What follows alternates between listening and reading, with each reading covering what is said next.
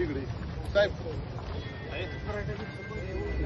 चाललंय साहेब की वरती एक जागा मोकळी तिथली जागा देण्याचा यांचा प्रयत्न आहे, पण ती जागा जी आहे ती तर मच्छी मार्केट आहे ऑलरेडी, आणि ती मच्छी मार्केट करून मग त्याच्यावरती बौद्ध विहार ही शोभते का साहेब?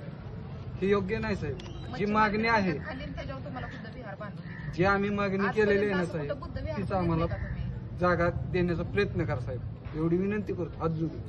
हा विषय माझ्यापर्यंत आतापर्यंत आलेला नाही, ग्रामसभा झाली असं माझ्या कानावर पहिल्यांदा आयुक्त आहे.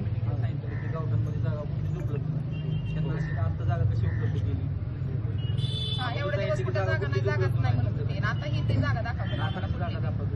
खरं काल ग्रामसेवक आले होते तहसीलदारांचे, ते सिटी सर्वेचा कसला तरी उतारा घेऊन आले म्हणे 2-2.5 गुंठे जागा आहे तर ते आता आम्ही तुम्हाला द्यायला तयार आहे, पण ऍक्च्युअली तिथं खेकडेवाले, मासेवाले, पलीकडे मटणाचं दुकान, खूप म्हणजे विचित्र ते दृश्य आहे तिथं. सोनवणे साहेब तुमच्या टेस्टमध्ये आहेत?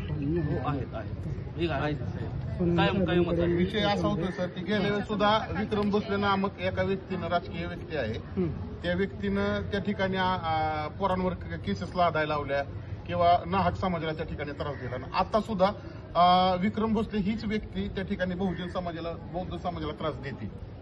आमची जोपर्यंत कॅपॅसिटी आहे साहेब तोपर्यंत आम्ही आमचा समाज शांत ठेवू, परंतु कायदेशीर मार्गाने शांत ठेवू. म्हणजे आम्ही काय त्यांच्याबरोबर वाद घालायला जाणार नाही किंवा काय नाही, परंतु संविधानिक मार्गाने महाराष्ट्रभर विक्रम भोसले या व्यक्तीचा, मी सोशल मीडियाच्या माध्यमातून सांगतोय, महाराष्ट्रभर विक्रम भोसले या व्यक्तीचा नंबर दिला जाईल आणि महाराष्ट्रातून त्या व्यक्तीला त्या ठिकाणी फोन येतील आणि त्या सर्व प्रश्नांची, जो या माझ्या समाजाला त्रास देतो त्या प्रत्येक प्रश्नाची उत्तरं विक्रम भोसलेला द्यावी लागतील. तर आपणही त्याच्यामध्ये थोडंसं ह्याच्यामध्ये आमच्या जागेमध्ये फक्त लक्ष घालावं.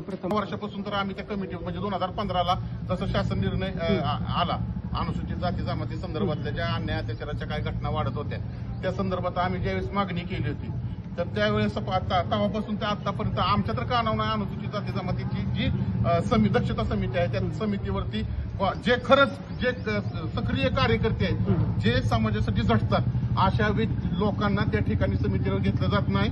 तर ज्या स्थानिक लेवलचे जे काही पुढारी लोक आहेत त्यांचे बगल बच्चे त्या ठिकाणी घेतले जातात आणि जे होणारा अन्याय अत्याचार बहुजनांवरचा आहे ना तो दाबला जातो त्यांच्या माध्यमातून.